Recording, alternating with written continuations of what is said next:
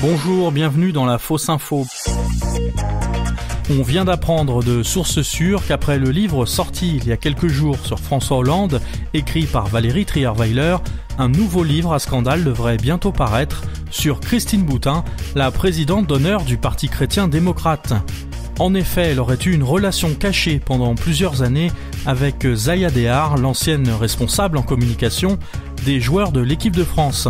Une relation très sulfureuse, aurait déclaré Zaya, allant de boîtes d'échangisme où personne ne voulait l'échanger, de soirées tous à poil avec Jean-François Copé, des tournantes pendant une soirée Halloween déguisée en femme voilée qui aurait mal tourné, et enfin une sextape avec Édouard Balladur lors d'une soirée choucroute en Allemagne.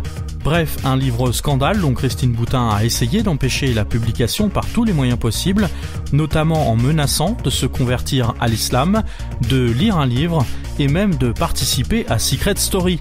Les droits d'auteur du livre pour l'adaptation au cinéma auraient été achetés par les studios Disney, dont le film s'intitulerait Moby Dick 2, quand la baleine s'en mêle.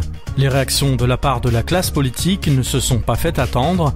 Marine Le Pen a demandé la dissolution immédiate de Christine Boutin, Philippe de Villiers a proposé de la brûler vive au Puy du Fou, et Dominique Strauss-Kahn a déclaré, je cite, « n'être en rien mêlé à cette affaire, mais qu'elle ne perdait rien pour attendre la cochonne ».